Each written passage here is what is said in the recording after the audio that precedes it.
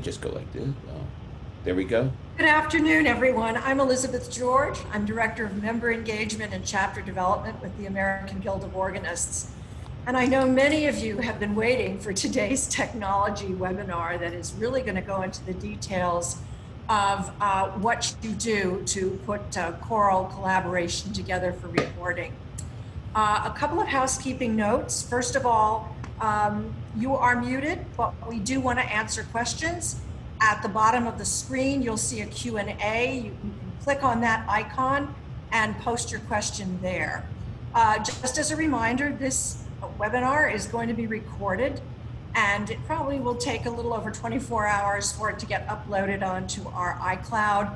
So I would say by maybe Tuesday of next week, I'll have the link up on our website with the handouts that accompany this, and then I'll send out an email to all of our chapter leaders who can share with their members as well, and it'll be on our website. So I'm going to read the bios of our two participants today, but I do want to tell you that things happen, life happens. So Sue Mitchell-Wallace, who was one of our presenters and is still going to be one of our presenters, is not going to be live virtually. I think I've come up with a new term. Anyway, Sue had a family emergency, but God bless her, she has sent me an incredible 13-minute video of what she does step by step when she records her anthems with her choir for her services. And in a minute, I'm going to introduce Kevin Harris, who is graciously said he is familiar with most of the software that she uses. So you'll be able to ask questions at the conclusion of Sue's video. But let me tell you a little bit about Sue Wallace-Smith, who I currently have had the pleasure of knowing now for 12 months in her volunteer role as a regional counselor for the Southeast region of the AGO. She is presently organist director of music at St. David's Episcopal Church, and that's in the Atlanta area. She's a former dean of the Fort Lauderdale chapter, the Atlanta chapter, and the Georgia chapter. My goodness. She's been a counselor for education at the AGO, an educator for professional certificate exams, a former board member of the Hymn Society of America, Presbyterian Associations of Musicians, Leadership Program of Musicians, Episcopal Diocese of the Atlanta Music Commission, and a current board member of the Atlanta Baroque Orchestra. I'm going to share her full bio up on our website, but for now, I would like to introduce our other panelist, and that is Kevin Harris. And I have to thank Dr. William Pitcher, who is an AGO member, who sent me the most extraordinary recording of Ave Maria. And I said, who did this? Where can I find this person? And he very graciously said, well, it's Kevin Harris, you need to meet him. So let me tell you a little bit about Kevin Harris, who will also be presenting. Kevin is a graduate of Bethany College and the UMKC Conservatory of Music. He's led choirs and orchestras, music camps, and conferences across the nation. His company, Harrisland Studio, provides voice coaching, songwriting, full production support, and technology for small businesses and non-for-profit organizations. This is good to know, right? He has spent over 30 years in music ministry, serving in the United Methodist, Presbyterian, and United Church of Christ churches. He has performed with the choir at the Basilica of Mary, Queen of the Universe in Orlando, Florida, the Kansas City Chorale, the Colorado Springs Opera, and Epcot's Voices of Liberty. He's taught at the Central Florida Community for the Arts and is highly sought out as a vocal and choral clinician for his ability to inspire and make the learning process fun and productive. His philosophy is that music is a special gift that binds us together, touches our souls, and helps us become one family. So I'm pleased to welcome Kevin as well. And Kevin, if you would now, let's go ahead and share the wonderful video that Sue Mitchell-Wallace has created for us today.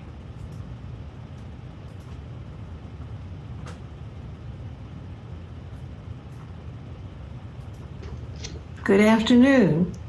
I'm Sue Mitchell-Wallace, And I'm pleased to spend some time with you sharing some of the things that I've learned on this journey since March the 15th, when the walls came tumbling down on our music ministries around the country.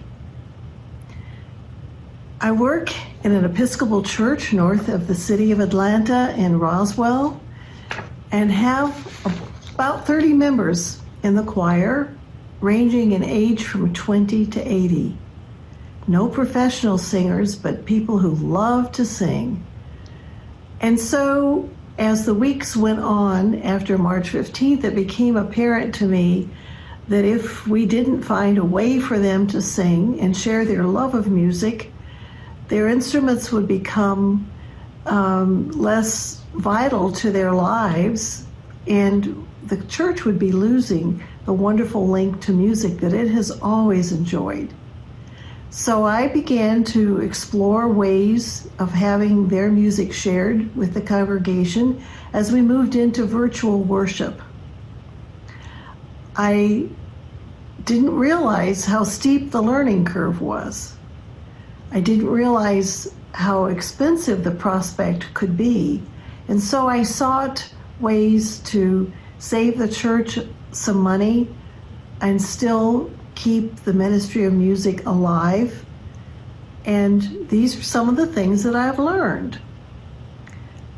First of all, you need to have a good computer that can handle some heavy-duty software. I was able to find a computer that now has 32 gigs of RAM, which means that the work of doing heavy graphic work of editing moves much faster, and any way you can save time is a blessing. The software that I have relied upon is for audio editing, a free program called Audacity. And it is very complete in the job that it can do.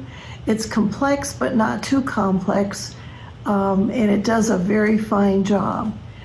I am able to take accompaniment tracks for the hymns and anthems that we're going to be recording and import them into Audacity and create click tracks so that these tracks can be sent to the choir.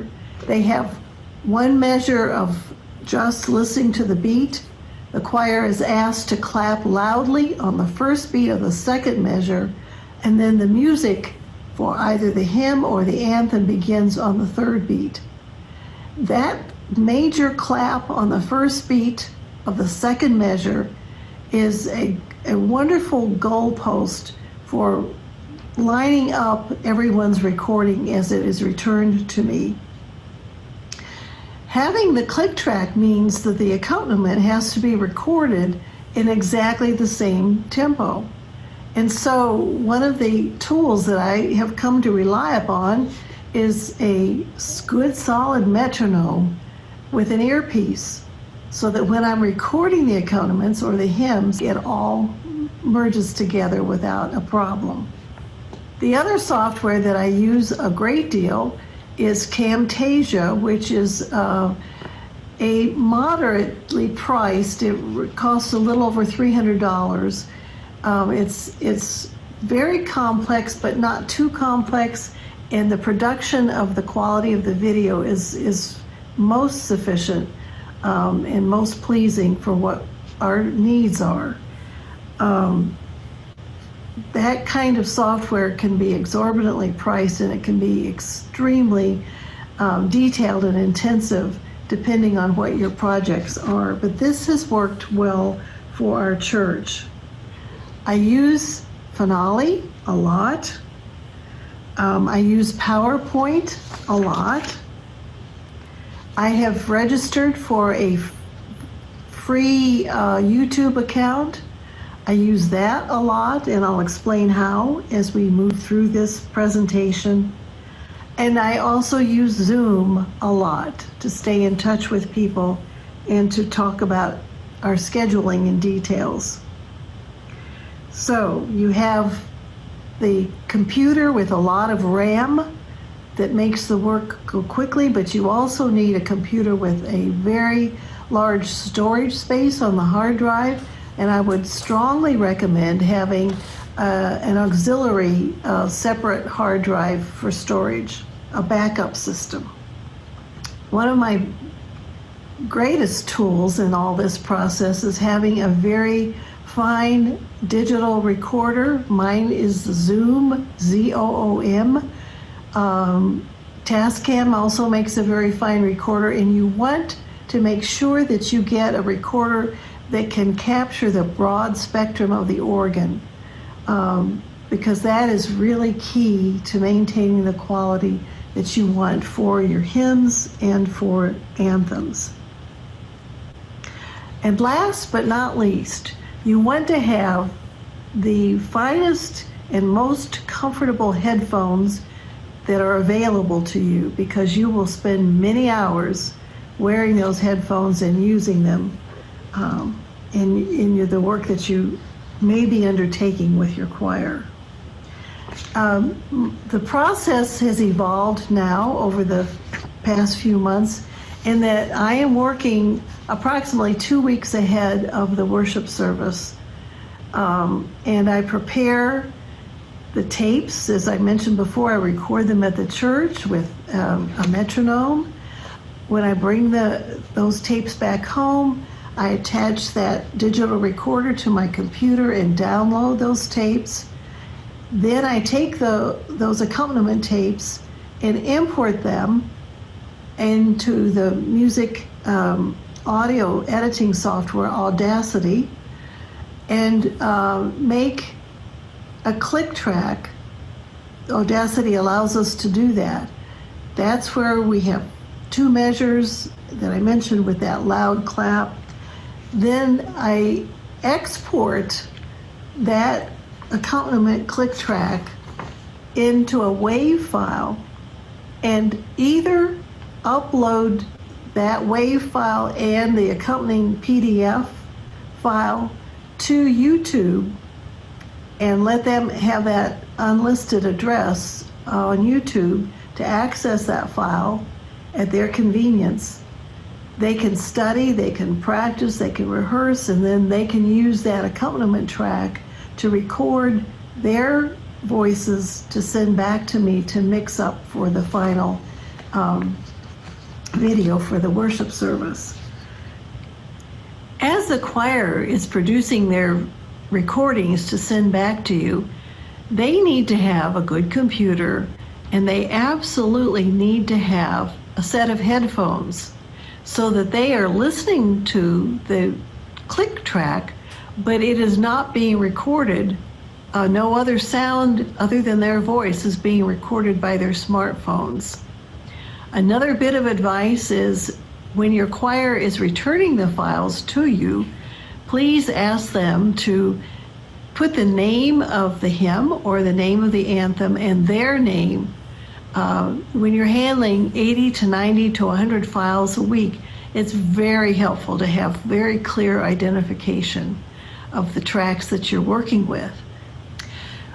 When the choir sends their recordings back to me, I import each of their tracks into Audacity with the original accompaniment click track and line everything up and reduce it, take away the click track, reduce the accompaniment and the choir recordings to one file. Again, it's in WAV format.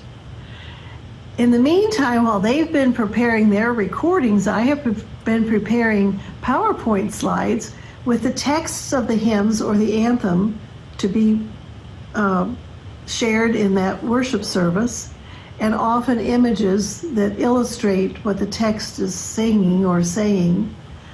And so I import the PowerPoint into Camtasia.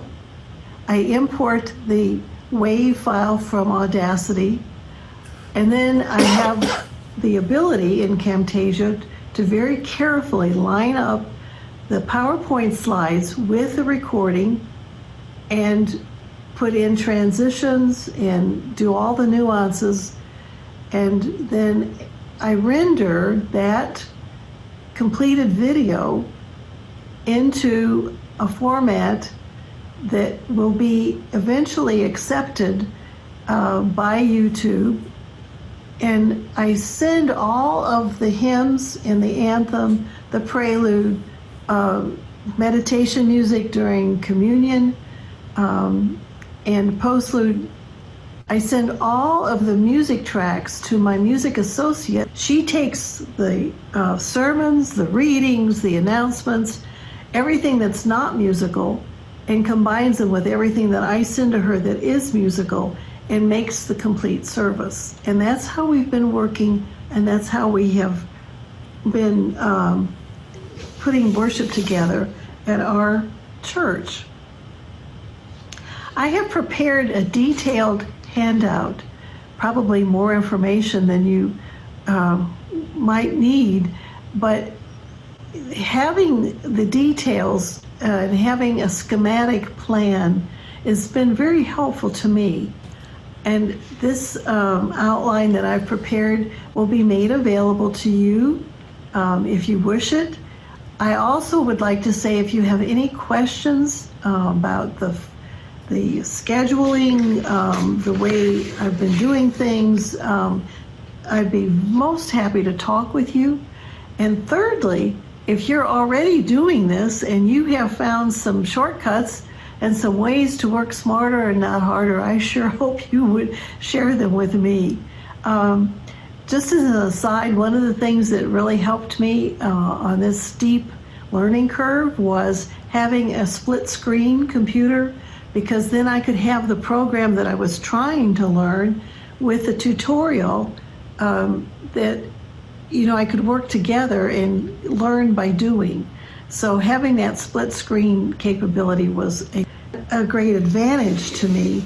And I would like to say also, these times in our careers and in our ministries of music and the joy of making music have never faced a challenge as we have now. But my heart has been wonderfully warmed by the response of the clergy, the response of the choir, the loyalty, the dedication, the consistency, and the feedback from the congregation, reaching out to them in some most difficult times through the great power, the healing power, the peace, and the joy that music can bring, has been a blessing that I never anticipated. And I wish the same for you in your ministry.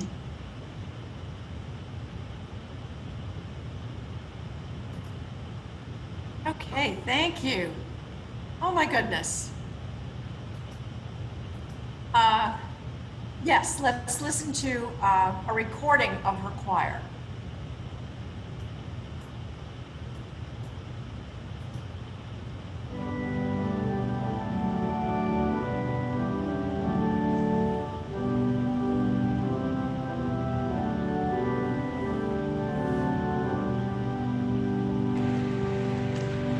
Blessed Jesus, at thy word, we are gathered all to hear.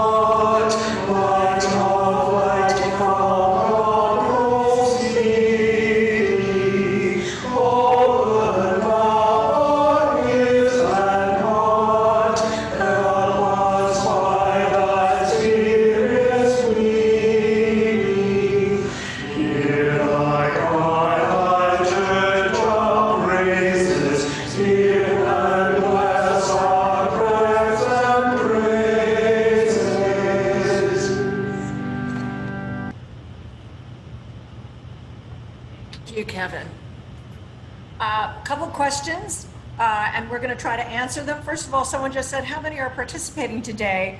It keeps fluctuating between about 85 and 79. Maybe you're picking up phone calls and then you're coming back on. I'm not sure. But we've got about 80 people on the call today. And I know there was one question about how to spell Camtasia. And if we can't spell that for you right now, we know it's going to be in a handout. That much we know. Kevin, do you know? Do you have? Yes. I think you. Yeah. It's Camtasia. Camtasia. Okay. Okay, great. And then there were some chat comments. Let me see.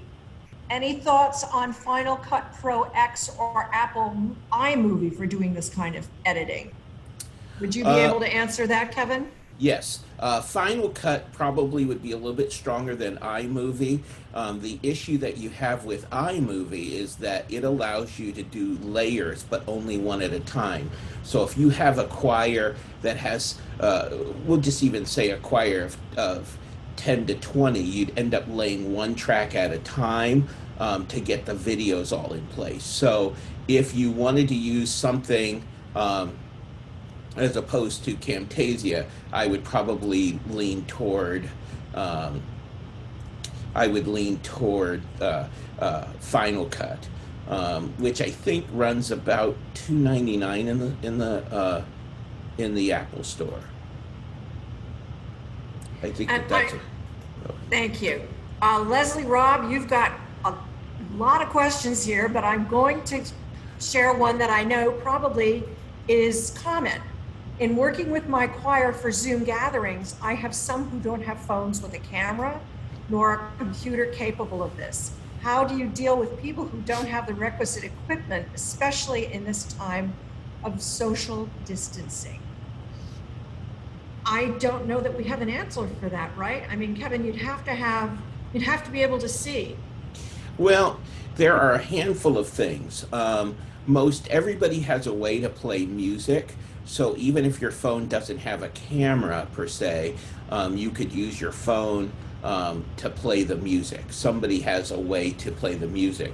The second one the second part of that is most everyone has a digital camera, and if they don't, they can order one off of Amazon for $20, and they generally do both audio and video. Now, that the only problem would be once it's on some sort of card, like an SD card, which most of the cameras take now. They look a lot like what you're seeing right here in different formats, that you could then send those to your director. So that's kind of the two ways to do that. Is use a regular camera. If your phone doesn't have it, perhaps you have a tablet, an iPad, or a Android tablet that would have a camera on it. So there's some ways of working around that. All right, well, great, thank you. I know we have some comments. There's a question, David McFarland, about using Adobe Premiere, and that's going to be actually what Kevin is going to be talking about. So I will include with the handouts, the link to the handouts in the video, Sue's email, so that you can, reach out to her. I mean, God bless her for what she is doing. It's amazing. I was so impressed when I viewed the video the first time, and today again. It takes time. It does take some time. Okay, well, Kevin, please, let's go ahead and you can share all of the technology that you are using, and we're going to take a deep dive because we're going to actually see visually how this is put together. I'm going to jump just a pinch, answer just a couple of quick questions early, good. which will there are a bunch of computer programs that can be used. Believe it or not, Camtasia, which on the handout you'll see, she says for Windows. I did some research on that, and it's for both Windows and Macintosh, or you could do it on both platforms. So you're not going to be limited if you happen to have an Apple machine as opposed to a Windows machine. Um, and and when we this question is going to be kind of answered, but what do the choir members use to record their tracks? That was similar to what I was talking about. Um, if they have a smartphone or a smart tablet, that's the best way to do it. You're going to need two devices. Now, Sue said you need um, a computer and a smartphone, and I just really say that as much as I agree with her, you need to have two devices. They don't necessarily both have to be a computer. When I do a lot of what I do, which I'll be showing you here shortly, um, I use two smart devices. I don't use my computer except for when I'm compiling everything. I do use my computer for that. Um, Oh, that is right. Some of the newer ones. GarageBand is a good alternative to Audacity, since Audacity hasn't kept up with the newest OS on the Apple side. So looks like, and the one last question before I go on. Um, oh, there you go. I just want to share with everybody that the Apple Store allows you to download Final Cut Pro X for 90 days for free, and then you have to pay for it. So that's going to be really cool. A little ad for the Apple people. But Zoom meetings, you can play a recording that all can hear, but there will be a timing issue. So it's always better if there's a way that they can do it on their own, because it's also a thing where the thing I ask all of my singers is to get into a quiet place, because as Sue mentioned, we're only recording your voice, and the more noise there is behind, the more post-production work needs to happen. So you want to make it as clean as possible, and understanding that we all don't necessarily live alone, and with the shelter in place, getting folks to just be quiet for 3 or 4 minutes while you sing, and hopefully don't make a mistake, which means 5 minutes turns to 30. It's always best if you don't have to all do it exactly at the same time. So thank you so much, Sue, for having me. Hopefully that's going to be helpful. I'm going to reshare my screen and just sort of talk through the process of what I use in my creative process, which is pretty similar to what Sue did, but I have a couple of things that I do a little bit different. My choral stuff, I was the minister of music and technology for Windermere Union Church, United Church of Christ, for 16 years, and prior to that, some other churches. But the midst of really what we're looking at is that I sang, or I sing, I shouldn't say sang, it's not really past tense, although we are obviously on a hiatus, in a professional choir in residence at Mary Queen of the Universe Shrine in Orlando, Florida.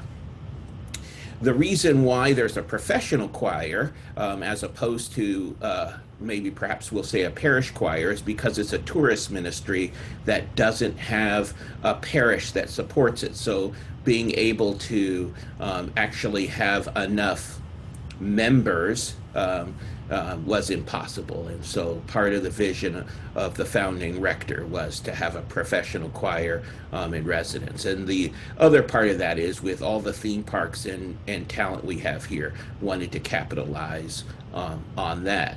So with that all said, when we decide the songs that we're going to use, and I'll show you my screen, we send the music to our singers, and with that, I create a link for them to download it. That's not what I wanted.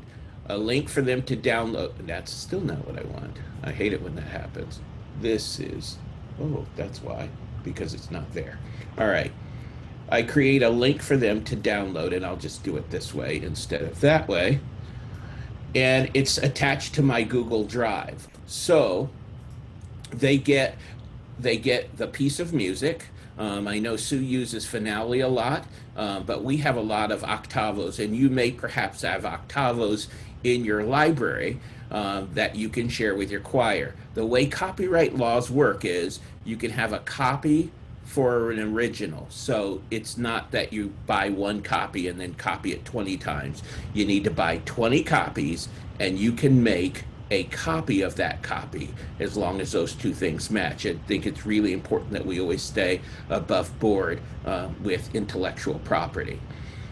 Then I create an accompaniment, and so similar to Sue, we want to have it as in time as possible. For me, I like to have a little bit of humanness to it, so I don't necessarily play strictly to a click track, although I do like to have that click track as a sort of reminder where we are. But sometimes there's rallentandos, there's diminuendos, there's those types of things, and I just don't want it to become too metrical. So how that's fixed, which I will show you now, is that I then record with my, I used my iPad, and I also used my smartphone. I record a conducting track for them to see. So it's similar to what Sue uploaded to YouTube. I allow them to download it onto their device, so they don't have to necessarily be online to do it. And so we have this. You'll start hearing that the accompaniment starts. And because this is something that's going to be internal, you'll just see that I will continue to conduct. And for this, we had a soloist, and I brought in the soloist. And then later on, and I'm going to just speed up to about halfway through the song. And this is after the soloist, and we bring them in. So anything you would have normally done in front of your choir, and if you are an organist music director and you don't really get a chance to conduct your choir, this will be a fun time to do that. Or you can set it and nod. If it's something, whatever it takes for your choir to know when to come in, when to cut off, this is the best thing. So they get this, and if they have the capability of playing it on their smart devices, either their phone or their iPad, they can actually see someone conducting the song. So played that, and then once that is done, you'll notice, and Sue made a very... We have a question. Somebody asked, Kevin, did you use QuickTime Video for that? No, I actually used my iPad as the recording device. I placed it on a music stand, and then you may see, I'll bring up that video again, you may see that I had earbuds in, and you could use QuickTime with your computer. I do have a laptop. I just, having a table that's the right height and all, and trying to get that all set up, it was easier for me to use my iPad and my telephone. So, but that is, you're completely capable of using the camera on your iPad. If you look closely, you can see the wires here coming out, and that was for my earbuds that are in my ear. Thank you. But you can, so did you do a QuickTime Video? I did the audio first. I just played it on my electronic piano, and but you can do it even with an acoustic piano. And then I came back because I was the one that played it, and I conducted along with myself. So I actually played it, and then I came back, had it in my ear while I conducted it. Hopefully that answered that question. Yes, thank you.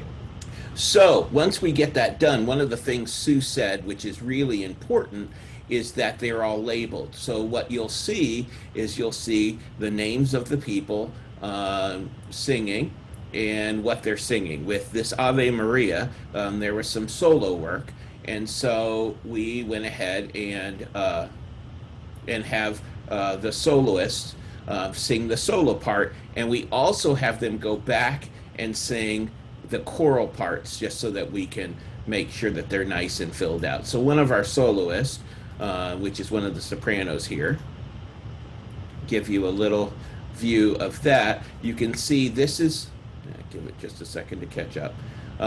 You can see they start. She's got her earbuds in, and she is, you can see that she's waiting and listening to the music, and then probably in another 5 or 6 seconds, the introduction will be done. And I'm going to just help that out a little bit, and she'll start to sing.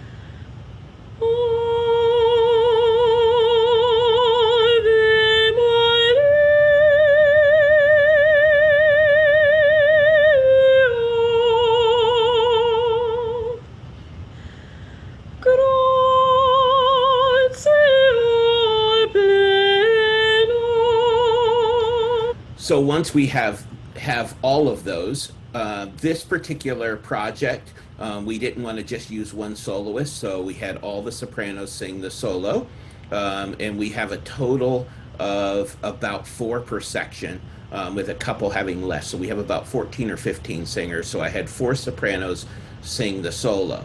So I do use Adobe Premiere. I do a lot of video and audio production in my line of work, and this is one of 2 programs that I use in a lot of my video projects. I use this one, and I also use a software called DaVinci 16, and it is a really great program. DaVinci is. The learning curve for DaVinci is pretty heavy. One of the things I love about the Adobe suite is that everything integrates. So you can do all of your audio similar to what's happening in Audacity. You can do your video. If you want to, you can, I saw somebody earlier had talked about Elements, which is part of the Adobe suite. And that's a scaled back of Premiere, but it's primarily for social media. And so once you're done doing what you want to in those programs, you can go ahead and send it directly to either Facebook, Vimeo, or YouTube. But I do use Premiere. So with Premiere, oh, that's the wrong one. We're going to go to Adobe. So with Adobe Premiere, what we have here is the very first thing that I do, and this is similar to what Sue would do, is you open up the program, and what you have is you've got essentially just the accompaniment, and you lay the accompaniment down. What you do with this now, as you kind of see the assembly, this has all of my files. You literally can open up whatever is your capture device. Again, I'm using Google Drive, and I believe that's in the handout. I use a thing called Drive Uploader, where everyone that has a computer, you just email them. They click on the link, it opens up a web browser, you drag the file you want to right on top of it, it uploads it, and when it's done, it tells you, congratulations, you've uploaded the file, and it shows up in my Google Drive. What we then do is import all of those into here, which you'll now see here on the left side, are all of the files. The very first thing you want to do, obviously, is to bring in your accompaniment track. So you'll see here,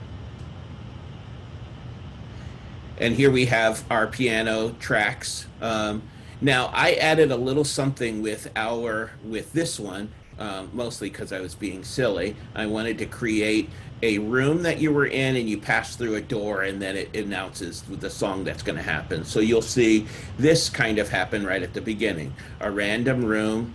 You begin to move closer to the door. You go through the door, and then there's a sign that says, this is the song we want to do.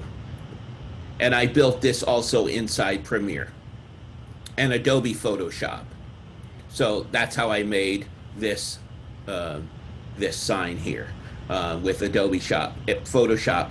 And the coolness about using this again is if I needed to make adjustments, I just open the Photoshop file and I can make changes and they automatically make changes here. So I don't export it to a graphic. I leave it in Photoshop form because this suite will talk to each other, and that's the benefit.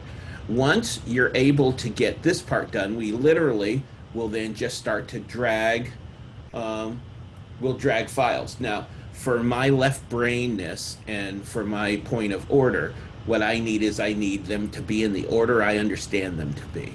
And so I put in my sopranos first. And so this is one of my sopranos. And I drag them in and it's all marked there. And then the next soprano I would have would be Samantha. And I'd go ahead and I'd put her in. Now this is where Sue had talked about in measure 2, or a fictitious introduction where everyone claps together. That's a great idea, and I probably should adopt that. What I literally do is line it up based on when it begins. So I just drug these in.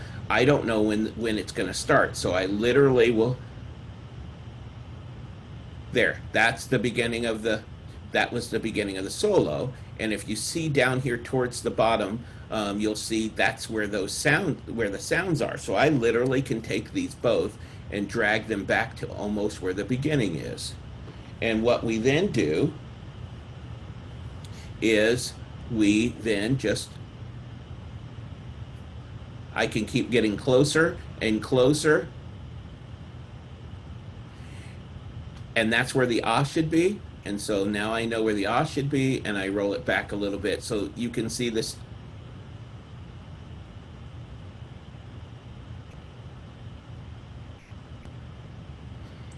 And I just take a little bit of time to continually line them up one at a time. And so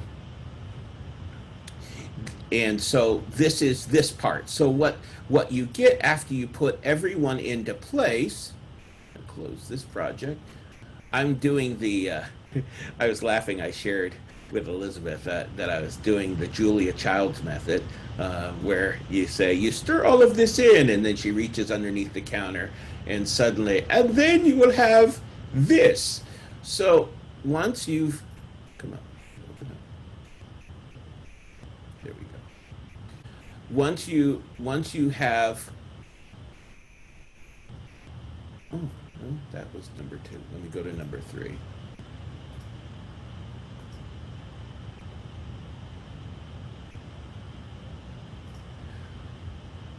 Once you're able to, there we go. Once you've now put everyone in where you want it to, remember we talked about the early, I take with this particular one, I had different soloists. So I just go to where everything is lined up. If you look here kind of towards the bottom, and I'll scroll down for your benefit, you'll see that everyone's down here at the bottom. And you can see that everybody has their own line. If they're not singing, sometimes they're coughing, sometimes they're doing different things. So I have a tendency to break them all apart so that if they're not actively singing and they're not actively breathing, because we want it to sound natural, I do cut those off so I can trim those down. And with Adobe Premiere, you can also work on, you can see here on the effects, I can do video transitions. And the video transitions are as easy as taking what you think you'd like, additive dissolve, for example, which is a dissolve transition where it takes one picture and the second picture and melds them together as it switches over to the next one. So you'll see if, as I'm even doing this a little bit faster,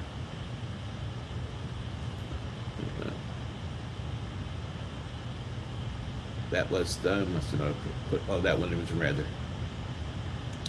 Just, and that was a fade through black. So it's really something about your taste when it comes to this. Once you're done with this part of it, Um, for me, in most of my production, I do love, love, love to have to take away some of the fan noise, maybe some of the, if you have fluorescent lights or any other 60 megahertz hums, you could take away pops and clicks. With, again, with this particular suite, what you can do is you can export.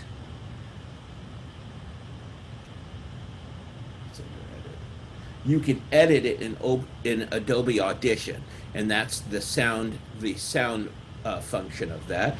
And with Adobe Audition, you can do either the clip itself, which would be each individual track, or you can address it as a complete track.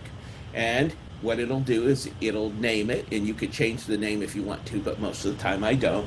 Um, you can change the name, and you can ask it to open up as a complete sequence, which means every track I have in there, all 15, 14 or 15 singers will now be in a track by itself. Here we go, and it's opening up. And so now you can see that everybody's got their track. We've got accompaniments, we've got everything just running right down here. And you can see this. What I do is something similar to Sue. Once I am done adding effects, and what I mean by effects is if you're doing an organ, and I know she recommended some really great field recording devices that get the full spectrum of sound. I do agree with her. Zoom has a really wonderful one, and the price point is not too awfully ridiculous. You want your singers to be in that same space. If they're using their smartphones in a bedroom or in a living room, you're not going to get the same ambience that you get in your church space. And so what I can do then, and I'm going to drag this into the window so you can see it, this is the mixer, and what I can do then is add effects. For example, on the master, we'll say I want to add a little bit of reverb. I can do a full reverb, and we just add the reverb. Yeah, I know we don't want to do it for real time. I just want them to see it.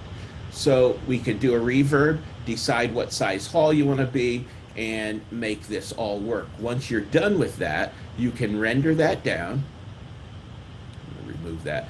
And then it makes a much better, makes it more realistic that the singers are in the same space as the accompaniment. So I wanted just to give you a kind of high level with this. Once this is done, I generally mix this down to a stereo track as opposed to leaving it open like this. It's less things to manage once you do that. And ultimately, the final product, let me close these and open up the original project. What then ends up happening is you'll have this. And what we have here, I'm going to undock this for just a second so that I can make this a little bit bigger. What ultimately you have, you'll see these down here, I've muted them because what I did was create a stereo track of all the singers and the accompaniment into one place. And the reason why I have a secondary track there is because then I had the fun audacity to decide I wanted to orchestrate it. So I used my synthesizers at home to put a string orchestra with the piano accompaniment and the singers. So that's sort of a high level of how I created this. And this then is what the end product looked like once we were done.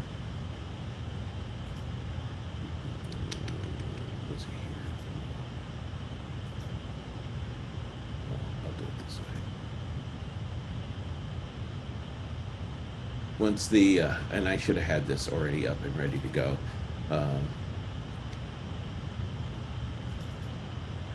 So I have a comment from someone who just went, "Holy mackerel, you are amazing." Oh my God! Well, you are very, very kind. But And here someone did ask, Kevin, how many hours does this take? well, a average one like this probably takes somewhere between, depending on how much you want to work at it, it takes about 8 to 10 hours. It might not even be that much. I'd probably say once you kind of got the hang of it, and it depends on the size of your ensemble, putting it together, you could probably do it in 4 hours. Now, some of this, of course, was a little bit of the learning, like we all have to do. But the easiest part is, yeah, I'd say 4 to 6 hours for a 5 minute song. And that seems like a lot of time, but it's really just about the tediousness of things that happen. And this is what ultimately ended up being the final project. Hope you enjoy.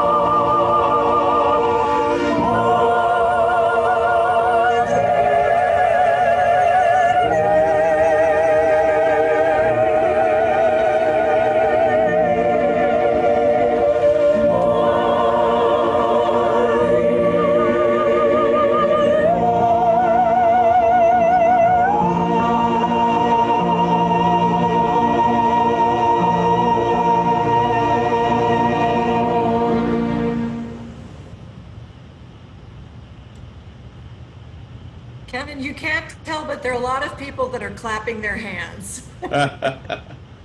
It's so beautiful, and wow, I have chills. It's really gorgeous. It is just amazing. Bravo, lots of bravos. We do have a couple more minutes. Did you want to show that other video that you had? Yes, yeah, Okay. I could definitely do that. And let me go to that real quick. I had it even. This is kind of fun, and it shows how you're singing over tracks. You're singing with yourself. Yes, and so this is, instead of asking other people to sing, I just asked myself to sing, and so this will give you a little bit of an idea of when life gets boring with myself. Give it a second here, uh, and this was a gift that I had done at Windermere Union Church, and so we'll start here.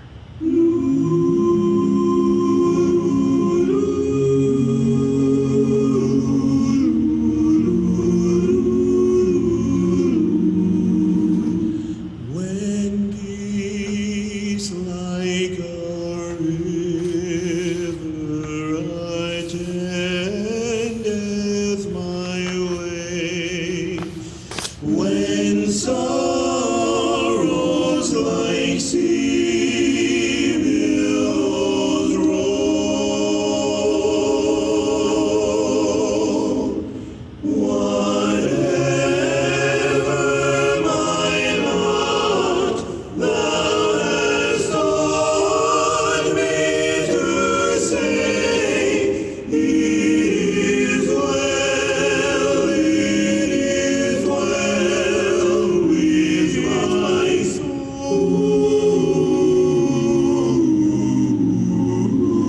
Though Satan should buffet, though trial should come, let this blessed assurance control, that Christ has regarded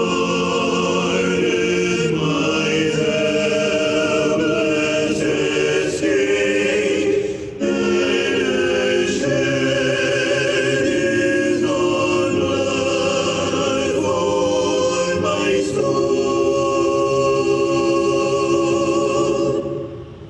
My sin, oh, the bliss of this glorious thought.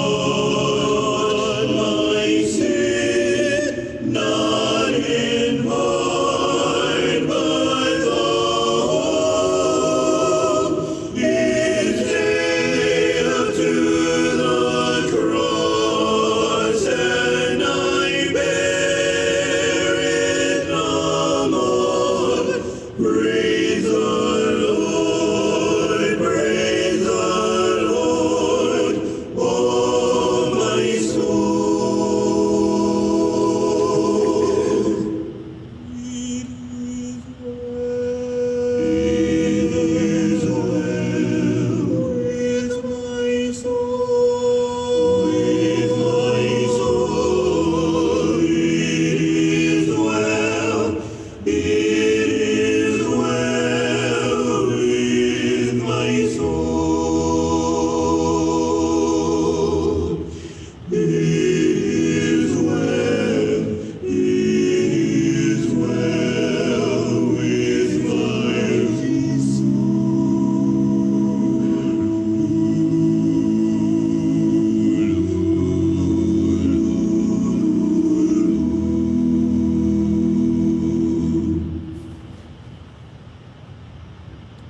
Amazing. There isn't a dry eye in the house, was one comment.